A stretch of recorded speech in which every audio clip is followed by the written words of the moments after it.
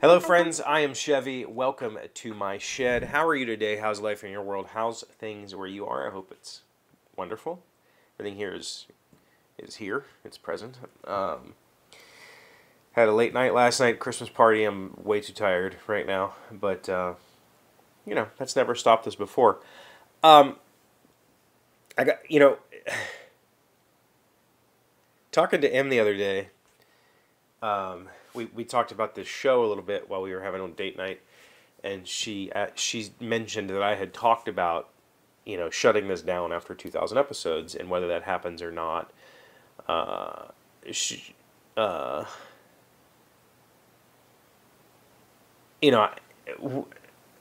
My take on that whole thing was, I believe that if I don't try to do this every day, that I can try to do something a little bit less regularly, but more creative, put more effort into it, instead of just camera on talk.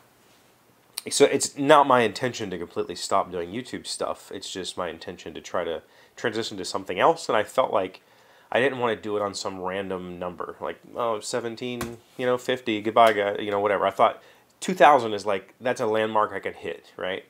And so we talked about it a little bit, and I said also maybe I could hit 10 years, because at that point, like 2,000 episodes will be in 2024. We're only like, that's 9 years or whatever. Like I might as well, or 8 years. I might as well just continue on and do 10 years of this or something. I don't know. But the point is, she asked me if I felt like this was, or I mentioned that lately, here, within the past 6 months, life has transitioned a little bit for me. As I finished up working on the train game, I haven't felt that creativity drive that pushed a lot of that sort of effort for me, whether it be creating software or board games or writing. I haven't felt that push. And she asked if this was creative. And my thought initially was not really. Like, I kind of, she said, you use the same intro, same outro. And I said, yeah, and actually that same intro and same outro has been going on since like video 90 or something like that. No, video 120. Like, we've had this same intro outro for 1,500 episodes or something like that. But in the beginning, I tried a few different intros, a few different outros, different music.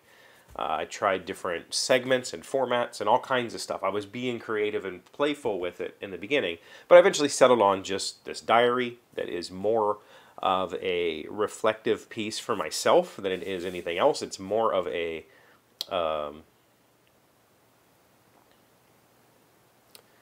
think there's a long-term project here. I think that there is some sort of something that might come of this in the future if I was to take all of this material and turn it into a journey of 2,000 episodes or something like that. There's a possibility there. But the day-to-day, is this creative? I had to think about that. And the truth of the matter is, it kind of is. There are times when creativity happens live on this, on me just talking. And it's those times when I don't really have anything to say, but I figure out how to say something for 10 minutes. And I told her that there's these moments when that happens that I can't fully explain to somebody unless you've experienced it. But there are moments where I will be talking to you and I will have a thought to share, and in the middle of talking to you, I think of something else. Oh, I want to say this. But I'm continuing to say the thing that I'm saying, right? And then I figure out, while saying that, I figure out a transition to the other thing that I wanted to say. And then I work that in. And that feels really surreal to me. I grew up playing piano. I played drums in high school. So I'm very familiar with having independent hands, being able to do two different things at once with two different hands. But the idea that my mouth can keep talking while my brain is thinking about something else is very surreal, and it doesn't happen very often. But when those moments happen, they're really like inspiring, I guess. They feel really. You know that moment, like athletes talk about being in the zone. They get that feeling of, I take this shot and I know it's going to go in, or I make this pass and I know it's going to be completed. And there's that feeling of just, this is perfection. That's the same kind of thought process, they're the same kind of feeling that's happening during this moment. And that to me is raw creativity. It's just figuring it out in the moment. To me, that's the most creative you can be.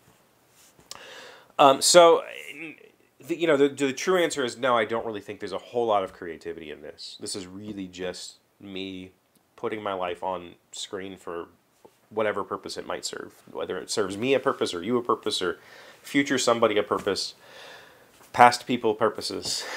It is what it is. But I do enjoy doing it.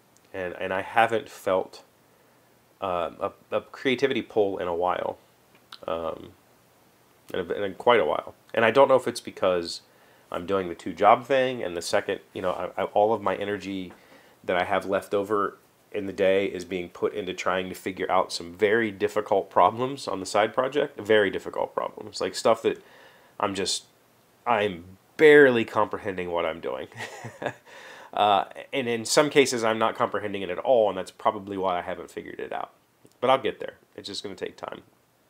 But I haven't felt that drive yet to do something creative. And it's the same thing we talked about with hunting and fishing. I haven't felt that, I used to feel this immense pull to go fishing. Like, I just need to go stand in a stream.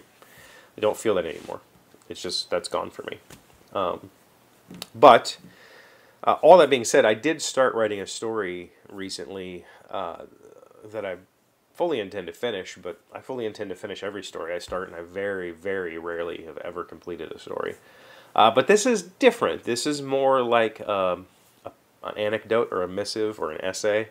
It's just a real life piece, and I don't do that very often, if ever. I mean, I used to journal, but I don't know that I've done like this kind of semi-comedic take on an event in my life that really made me think outside of myself. And I had a really interesting time. Or I wrote the first act basically of that story. It's not really that kind of story, but it does have a beginning, middle, and end. I wrote the beginning, and it felt really fun to write it. It's been in my head for weeks and weeks and weeks. There was a note in my phone. So I don't know. I think that my creativity is currently on a wane, and sometime it'll come back, and maybe I'll get back into things. But this is still an invaluable outlet to me. So I appreciate you all for being here with me. Thank you for being here as always. Thank you for liking, commenting, subscribing, being amazing friends and wonderful people. I really appreciate you. And I'll see you again tomorrow. Today's word you should know to sound smart is ostracize. It is a verb meaning to exclude from society, friendship, community, etc. Once we learned that Sasha had been planting stories about us in the society pages, we of course had to ostracize her permanently from our group. Ostracize. O-S-T-R-A-C-I-Z-E. I know that word is used in those manners, but is it more, like, to me it carries more of a religious context to be ostracized from the church, and maybe that's just my waspy upbringing, I don't know.